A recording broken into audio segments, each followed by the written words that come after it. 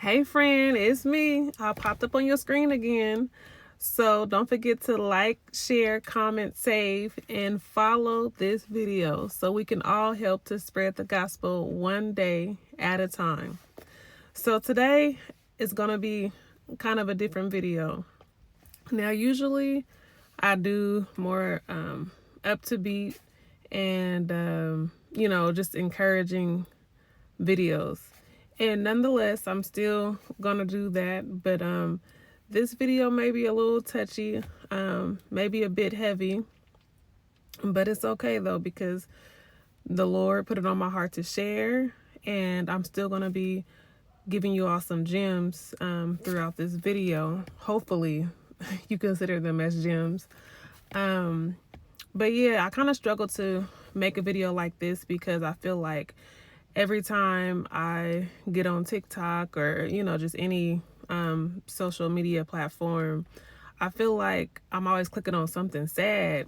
And for me, being that I'm going through what I'm going through, sometimes it can be pretty triggering, and it have my eyes watering, and I'll send a prayer and just kind of keep going. But I kind of just felt like, I feel like social media gets enough of that, so I wanted to kind of steer away from that.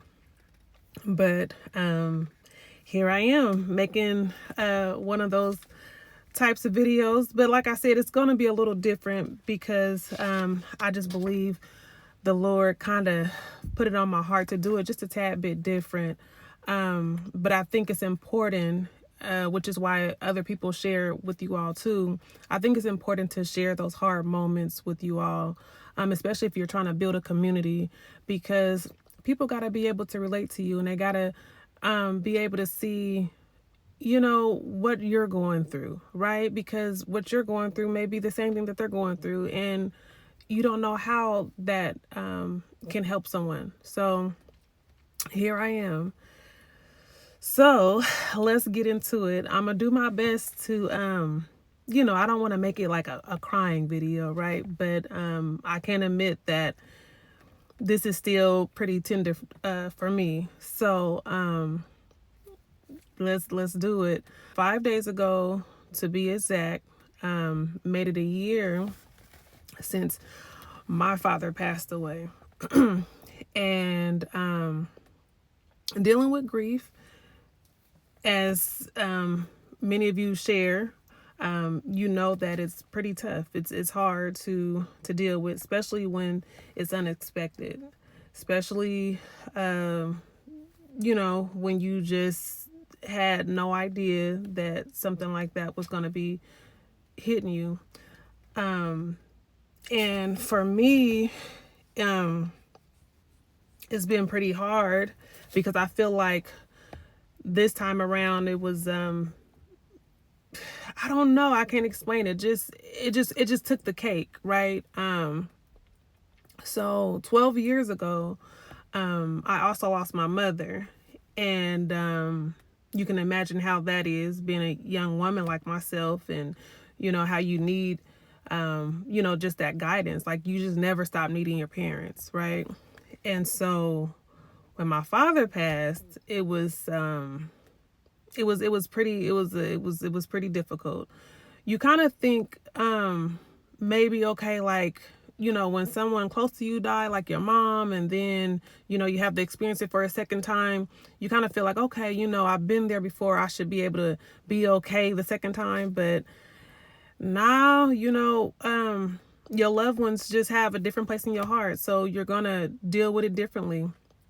They have their own special place, and so each time it's always hard, it's always difficult. I think for me, when I'm experiencing like these extreme waves of grief, I find myself feeling very lost, very confused, very angry. I remember, like for a long time after he passed, I couldn't sleep. I had really bad insomnia, and I would have headaches, and but I was still having to function as a wife and a mom and those things. And so function on the outside, but just, being just extremely heavy on the inside. And I'm not trying to say it as if like I'm over this, right? I'm still currently battling this and dealing with this. And I think it's important for you all to know this because, you need to know like why I'm so passionate about the Lord and what he has done for me and what he's continuing to do. And even at this moment, just working in my life and, helping me to, just get through one day to the next, because you can only imagine, having both parents now gone. I'm trying not to cry, y'all.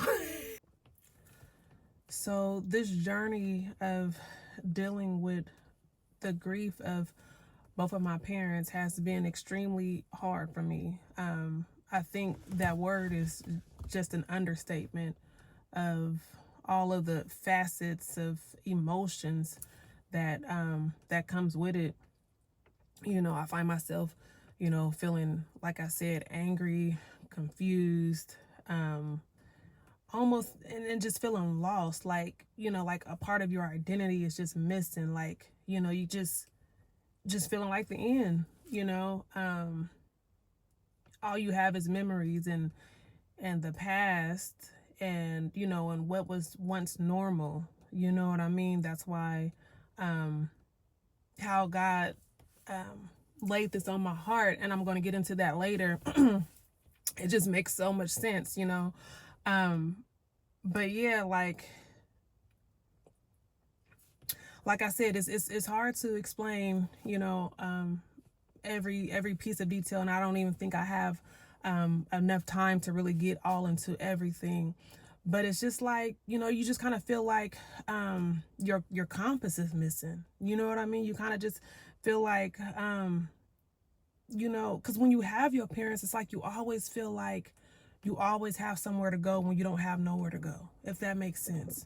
Like anytime, you're going through something or whatever, or, even if you literally have to go back home for a second, with good parents, you always, their door is always open.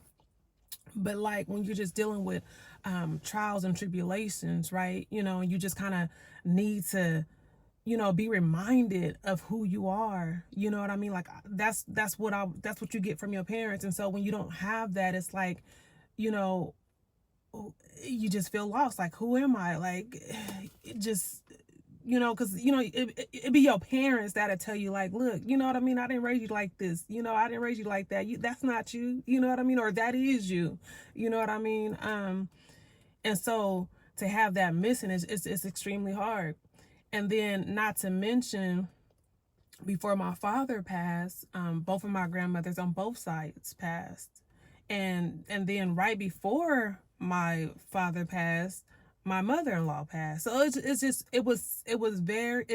has been very trying. You know what I mean?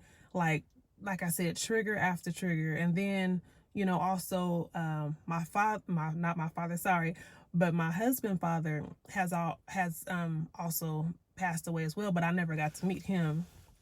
And so I'm just trying to paint the picture for you, because you can just only imagine, not having people in place, because, they just can no longer physically be there. You know what I mean? The advice, the support that you need, being a young parent and, and being married, you know what I mean? You could just only imagine, like just the type of talks you need for those of you that still have that there. You know what I mean? For those of you that still have that support, and it's a blessing to have, TikTok, because sometimes, even when I'm trying to come up with recipes and things like that, I go to TikTok. My mom, she was like a great cooker. Like she loved to cook. That was like her thing. And so she would try to get me in the kitchen, like, come on, let me teach you this, let me teach you that. Now she got the basics down, I got the basic down from her, but just all the other, she just had so many recipes, and she didn't have it in a book or anything. It was just all in her mind. And she would be like, come on, let me show you this and show you that. And I'm like, Mom, I want to go play, because I was the only girl of 4 boys. So I was a tomboy. I wanted to play outside. I wanted to kick it with my brothers, and I wanted to have fun. And she would be like, well, what you gonna do when you get married and you need to, learn these certain recipes and things like that? And I would just let her know, like, oh, my mama call you. And that's my thing. Like, life is crazy like that. None of us, we don't know the future. That's why when I say that in some of these videos, like, that come from a real place. And that's the thing. We really don't know what our future holds. And so we have to trust God and know that anything that he allows to take place in our life, that we're going to be able to endure it. We're going to be able to get through it, because he wouldn't allow us, or wouldn't allow it to happen if he didn't know that we could get through it, because he's just not a God to create a situation that's going to destroy us, right? As I do my best to get through this every day, it's tough. You know what I mean? You can only imagine. I don't get the breaks that everybody get. That's why I'm kind of slow to get these videos though. So I need y'all to be patient with me. But it's yeah, the situation, that I'm currently dealing with, just brings on other challenges and other challenges, even to the point of, even my children, them experiencing such close death at a young age. That's trying, trying to explain to them, trying to help them to pull it together while I'm trying to pull myself together. You know what I mean? But it still is a way to bond with them, and I do thank God, for, those couple people that, that do try to do their best to show up and, love on us and love on my children. But, you'd have to be real. They can only do so much, right? Because, they still have their families and their plate is full. But, but that's where I have to show grace and just know that, they can only do what they're able to do. And so, and I just trust God. It's like, you're going to hear me say that periodically throughout this, just trusting God. I can't even count how many times I've cried out to him in regards to losing my father, and losing so many people close to me. One of the times that I was crying out to him, the Lord gave me a dream. And as I was sitting on some random stairs, I don't even really know where I was at, but I was just, I think I was like in front of a school or something with some friends, and I was just sitting there. Just chilling with some friends in my dream. And all of a sudden, I started seeing a young version of my dad, maybe like in his 20s, walking towards me. And he wasn't necessarily coming to me, but it just looked like he was just walking down the sidewalk, on a mission, doing something. Wasn't really walking too fast, but, he was going somewhere, And I just remember, recognizing him, like, even though it was a young version of him, I recognized him. And I was like, I just knew that was a younger version of my dad. And I wasn't for sure if he had recognized me, but I could recognize him. And as he got closer, and as he was just passing me, he didn't really look my way or anything like that, but he was just passing me. And as he passed me, I started thinking this thought in my mind, like, man, he just don't get it. He just don't understand. And I have to pause and just insert this little bit right here. So me and my dad, we had an estranged relationship for many years before he died. But right before he died, we was able to reconcile. We was able to talk. I was at the hospital every day before he passed. And so yeah, so he so as he was just passing me, this is what I remember thinking in my mind, like, like, man, he just really don't understand, and as I was thinking that, it's so crazy because he turned right around and stared at me. He leaned in like intensely and said, "Will you forgive me?" He said, "I'm sorry. Will you forgive me?" And I looked at him and I said, "Yeah, I'll forgive you." And after I said that, he held out he held out his hand to give me something, and I opened out my hand to receive it, and he dropped some broken crayons in my hand, and I looked at it, and I'm like, what am I gonna do with these broken crayons, you know? And then in that moment, I began to think like, wow, that's all he had. He gave me all that he had. You know, he didn't know any better, so to speak. He didn't have the tools that he needed to be better in my life. And you know, it's like the Lord ministered to me in that dream. In that moment, I understood, you know what I mean, that he was broken himself, you know what I mean, trying to be a father and a husband and all those things. And so in the dream, I understood, you know, he gave me what he had. And so you know, this dream came after me learning and discovering some things that my dad had went through as a child, and didn't necessarily get all the support that he needed around that. And so, like I said, it made total sense. And it just, you know, helped me to just forgive even more, and to just have understanding even more. And then I got up from the stairs and I began to walk in the opposite direction. And I still was like looking at my hands like, you know, like, what am I going to do with this? What does this mean? You know, and then all of a sudden I woke up. And so when I woke up from the dream, I began to instantly try to figure out like, what do broken crayons mean? You know, like, what is this about?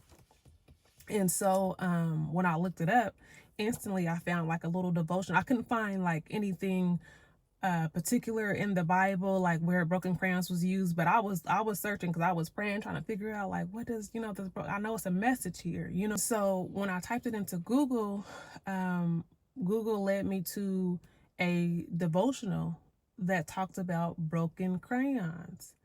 And as I began to read it, it was saying how broken crayons can signify how God can take broken crayons and create a masterpiece.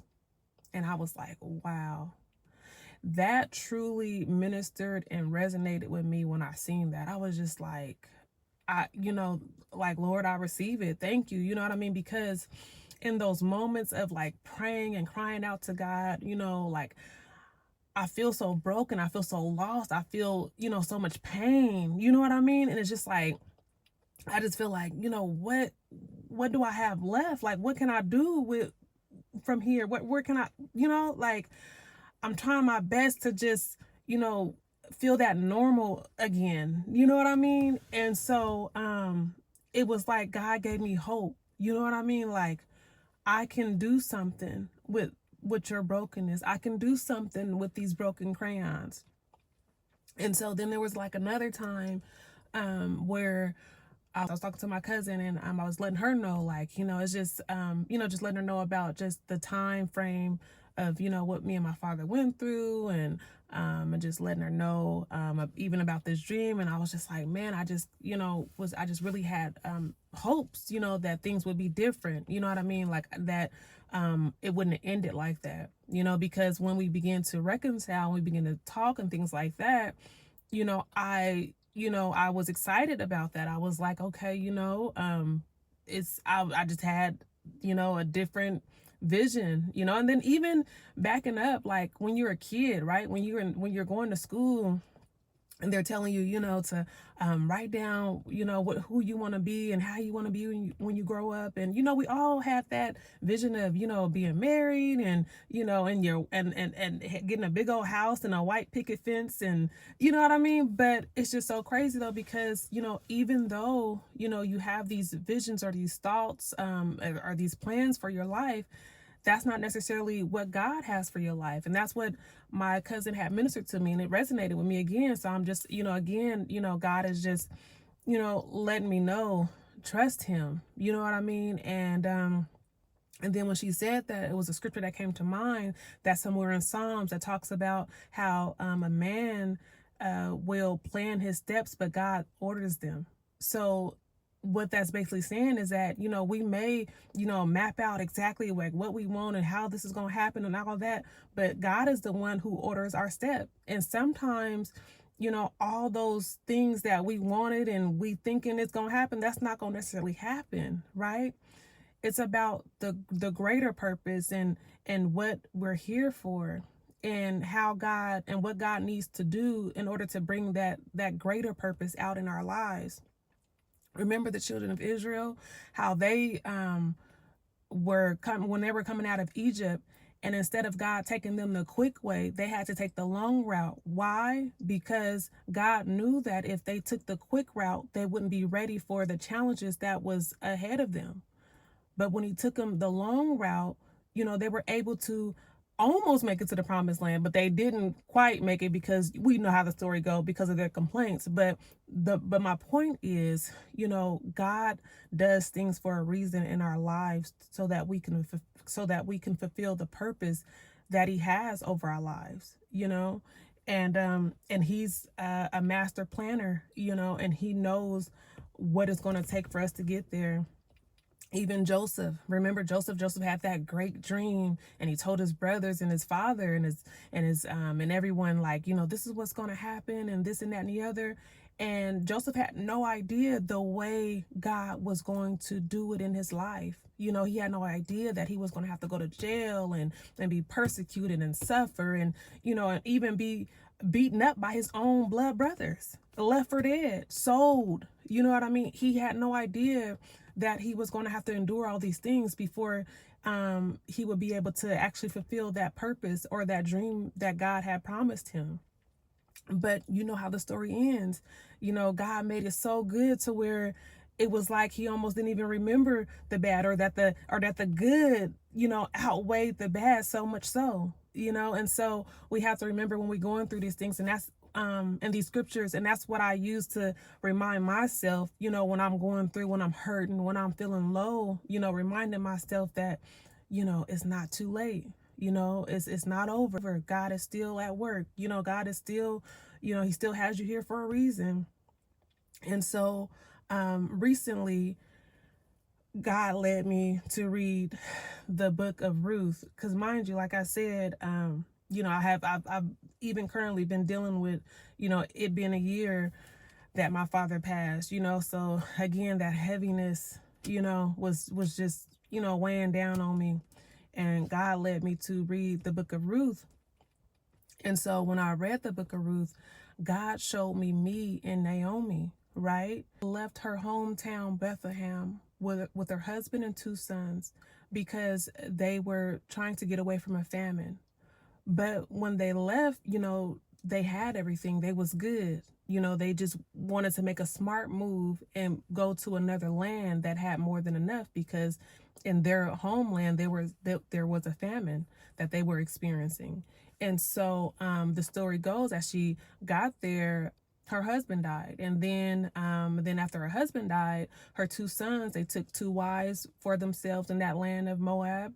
And then shortly after that, her 2 sons died. So now all she has is 2 daughter-in-laws. And so then she gets word that, God is blessing her hometown again. God is blessing Bethlehem. And so in her mind, she like, I don't have nothing here. I don't have nothing left. There's no point in me staying here. I might as well go home and be poor, basically, and so that's what she did. She set out to take her and her 2 daughter-in-laws and went back home. And they were initially following her. And then as the story went on, she stopped and was like, you know what? Y'all don't have to go with me. You know what? I'm experiencing grief and pain and all these things. Like, y'all don't have to go with me. Why don't y'all just go back home and just, go get you some husbands, go live your life. What I got going on ain't better. Y'all go back home. And so initially they were like, they both were like, no, we're going to stay with you. Your people is going to be our people, and we're going to ride with you. Let's go. And so Naomi was a little bit more persistent, like, no, like, it's been bad. For some reason, God's hand is against me. And it's been going bad, and I can only imagine that it's probably going to get worse when I go home. And I don't know if I can find y'all some more husbands. I don't know what the future has for me. I'm, it was like she was just beginning to accept her fate. Right? Like I said, she said, God hand is against me. Like, I don't know what I've done. I don't know what is all this for. Like, this is not how I saw things going. I thought we were going to be good coming to Moab, and, they probably wasn't going to eventually, I'm sure they was going to go back home once the famine cleared out, or once the famine stopped. I'm sure that was always the plan, but it wasn't her plan. She didn't think that, she was going to be going empty. Like she said in the scripture, I came full, but now I'm leaving empty. Have you ever felt like that walking with God? Like, God, when I came into this thing, when I came into your love and your embrace, and into salvation, I was full. I pretty much had my basics. You know what I mean? Maybe not full, like, joy and all those things, but I had the basics. But now, God, I have less than I had compared to when I came to you, Lord. And so as I begin to read this again, because I read the story before, but as I began to read it recently, I was like, oh my goodness, I feel her. I was like, I feel Naomi. You just, going through so much stuff. You like, God, like, are you mad at me? Like, what I did, And so I was just like, wow, I feel her. And so, but she didn't realize how God was still blessing her in the midst of that trial and tribulation, because as she was trying to, push them away, yes, one daughter-in-law went back home. I think Orpah is her name. She went back home, but then she had Ruth. Ruth was like, oh no, I'm not going nowhere. I'm staying by your side, and I'm going to stick this thing out with you. You know what I mean? Ruth was like, I'm not going to take the easy way out. I'm going to ride with you. So this is what the scripture says. But Ruth replied and said, don't urge me to leave you or to turn back from you. Where you go, I will go, and where you stay, I will stay. Your people will be my people, and your God, my God. Where you die, I will die, and there I will be buried. May the Lord deal with me, be it so severely, if anything but death separates you from me. Wow. Ruth was going to stay with her to the end. God has sent her a for real ride or die. For real. And I felt like even in that, I was like, that's very interesting that someone, an outsider, a foreigner, watching her suffer, didn't know her God, didn't know none of that stuff, but it's something about Naomi. Naomi must have been so, beautiful, so sweet to her daughter-in-laws. You know what I mean? Like, really showed them the love of the Lord to the point to where they both were willing at first to go with her, to leave their mother, their father, their homeland, their gods. You know what I mean? And that even ministered to me, because I'm just like, we as believers, we have to make sure that we are showing the love of God, that we're showing and sharing his glory, so much so to where people want to be like, no, I'm gonna follow you and your God. You know what I mean? Because it's something different about you and how you do things, And so even in that, she was willing to, say, hey, I'm gonna go with you. You've been good to me. I ain't gonna leave you hanging like that. I'm gonna go with you. And so that's what Ruth did. In spite of the suffering that she saw, you know what I mean? She still was like, I'm going with you. And her suffering didn't scare Ruth. What she was experiencing didn't scare Ruth. That was beautiful to me, because it ministered to me like, you know what? Everybody is not going to be afraid of your suffering. Everybody is not going to be afraid of your trials and your tribulations. It's not going to scare everybody off. God gonna give you those riders that's gonna be like, no, I'm with you. We walking this out. And so literally, Ruth walked with Naomi back to her homeland, and it was amazing. Through her anguish, through her pain, Ruth really helped Naomi a lot. Helped her to carry her load, to help her carry her burden that she was experiencing, because she also lost a husband as well, right? And that was just a blessing in itself. You know what I mean? How God was still, just moving and blessing Naomi, because she didn't need to be by herself. And then I also look at the heart of Naomi in that situation, feeling all that anguish, feeling all that pain and all those things. She didn't stay in Moab. You know what I mean? She could have just, took that as her fate and been upset and angry and just said, you know what, forget God and the people and all those things. I'm just gonna stay here and rot and die. But she moved towards God. She moved towards her people. That also spoke to me as well. She could have moved further. You know what I mean? Or like I said, stayed. But she decided, you know what? I'm going to pick up and I'm going to go back to where God is. I'm going to go back to where I know he's at. I'm going to go back to be around my people and in that environment. When we going through our trials and our tribulations, what do we do? Do we run to God or do we run away from God?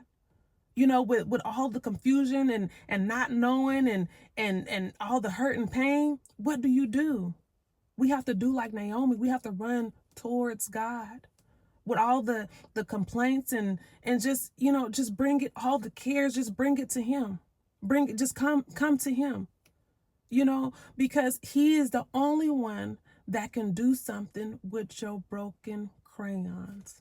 I saw that, Naomi didn't stop and give a grand, big old prayer and God, you're going to do this and that, and I'm coming to you. She didn't, but her actions spoke volume.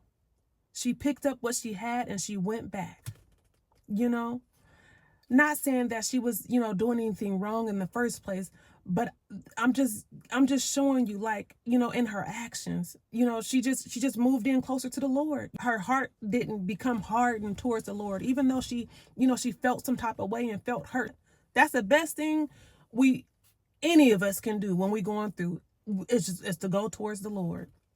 So as we continue in the story, Ruth and Naomi, they finally make it back to Ruth's homeland, to Bethlehem. And as soon as she get there, the women are singing her praises, like, oh, is that Naomi? Oh, what? Naomi back? Oh, do you see her? They were just excited to see her. And Naomi was like, you know what? Don't call me Naomi. Call me Myra. Why? Because God has made my life bitter. I'm telling you, this spoke to me, because through all of this, my Lord, through all this, I've uttered the same thing. Not necessarily Myra, but just, oh my goodness, Lord, like, you done made my life bitter. Like, this is not what I saw. This is not what I expected to happen. Like, where's the restoration, Lord? Where is the healer? Where is the, like I said, I don't want to make this video too long, to get into every little detail and every little, facet of my feelings and things like that. But yeah, like, I felt Naomi. I was like, yes, like, I feel that, like, God, like, and again, you see where Naomi is accepting her fate. Like, she don't see no future for herself. She, like, when you read the story, you can see she was telling her daughters-in-laws, like, it's gonna be tough when I go back home. Like, she was already, pretty much like rolling her sleeves up, like, it's about to get real ugly. She didn't. I'm old. I can't have no more kids. Like, I'm about to be living poor. You know what I mean? Like, it's just, how things worked out for women back then, and certain, benefits that they was able to get, or not get, I should say. It was just, she just knew, oh, this is the end for me. Like, it can't get any better. And so it's like, what can God do with this? I don't have nothing. I don't have nothing to give. Just I'm just a widow. And so Ruth didn't realize that God was at work behind the scenes. Where she thought it was a dead end, where she thought, oh man, it can't get any better. But we serve a God that can that can put a road where there is a dead end. And so she didn't realize, but that's what God was doing, even bringing Ruth along with her, making sure that Ruth stuck with her. He was already working behind the scenes. And so we have to remember, even, like I said, I'm talking to me as well. We have to remember that if we remain faithful unto God, he will bless us. He will work behind the scenes. He's already not figuring out, but has already figured out a way. He has already figured out a way to make this, to make your life great and make it grand. But we have to remember to bring our broken crayons to the right person, right? We got to bring our broken crayons to him. We have to bring those 2 fishes and 5 loaves of bread to him. Like I said, she told the people, don't call me Naomi, call me Myra, because my situation, my condition is just bitter. But God was behind the scenes orchestrating everything. And you don't see God saying, and thus said, and I said, and tell my people. But as you move through the pages of the scriptures, you see he's creating this grand masterpiece. And so when they get there, they need food, right? Because remember, they're poor. All Naomi has is this land, but the land doesn't benefit her because she's a woman. And so they have to figure out food. And Naomi comes up with the idea, like, you know what, maybe I should just, try to find a land to glean from and just see who will let me glean. And, we could try to get our food that way.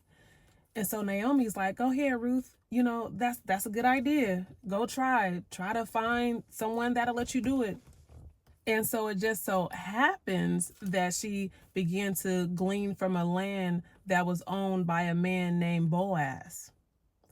And so she found favor, as the story tells us, she found favor by Boaz because of her courage and because of her integrity and her character and all the things that she had done. Boaz was like, go ahead and do it, and glean and get all that you need. As a matter of fact, he was telling the servants, y'all drop some extra stuff so she can pick it up. Don't nobody mess with her. You know what I mean? She good. Let her get all that she needed, and I want her to take it back to her mother-in-law, Naomi. And not only that, but he began to just speak blessings over her life. May the Lord bless you richly because you left your gods to come over here. You left a place that you knew your mother and father, right? To come here and be around people to be around strangers. God bless you. May the Lord bless you richly is what he told her. And so she went back home, or went back to the town that Naomi was at, and was like, basically like showed her all that she had. And Naomi like, hold on, like how you get all that? Like, I was expecting you to come back with something, but how you come back with all that? And so then Ruth began to tell her, it was Boaz, let me glean and da-da-da-da. And she's like, Boaz who? You know what I mean? Like, it's like you can kind of see that happening. That was like at play when you read the story. And so then Naomi began to realize, like, wait, God is still good to his servant. God ain't left me. God ain't forgot about me. God ain't angry with me. Like, wait, she began to see, what was at play there. And she began to feed into it. And so, to make a long story short, she tell Ruth, you know what? That's our kinsman redeemer. That's our kinsman redeemer. Like, I need you to take this widow clothes off and put on your good clothes. Smell good. You know what I mean? Let him know that you available. So that's what Ruth did. She did exactly what her mother-in-law told her to do. So as I said, Boaz is their kinsman's redeemer. And so pretty much all that really means is that Boaz was the closest, as far as they knew, was the closest in relation to Naomi's husband.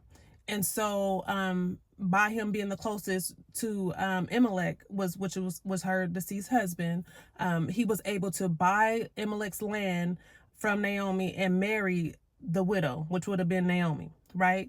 And so and then when he marries the widow, then they're able to have children. And then those children are pretty much considered Elimelech's lineage. Right. And so that was a blessing because Naomi and Elimelech's seed, is able to continue. And it's not just cut off as she was thinking it was going to be. Right. And so she was an old woman. If you read the story, she gives Ruth to him to marry. And so she dresses Ruth up, in her good clothes, and makes sure that she presents herself to Boaz as a way of saying, hey, I'm available. Would you like to marry me and also buy this land that we have? And so to make a long story short, that's what Boaz ended up doing. He buys the land and he marries Ruth. They went from being poverty and poor in their land to being, now they're rich. Now they, are better off. They're well off now, right? And not only that, but Ruth and Boaz, they have a baby. And Naomi, she cares for the baby as if he was her own. And you read in the book of Ruth how from that marriage, from Boaz and Ruth marriage, comes a son, and then that son has a son, and then we have King David. And King David is now in the lineage of Ruth and Boaz, a Moabite woman. Look at God, because she was faithful, because she, chose to leave her little g gods and follow the God. God blessed her. And not only is she the great grandmother of King David, but now she's also known as one of the mothers of Christ. What a blessing, right? Because she was faithful, because she chose to leave the life that didn't do her no good and follow after the true God. Wow. That ministered to me so much so. Because I'm like, okay, God, if you can do it for Ruth, if you can do it for Naomi, Lord, you can do it for me. What a great purpose he brought about in their life. Wow. What a masterpiece. It's never too late for God to take those broken crayons in our lives and make a masterpiece.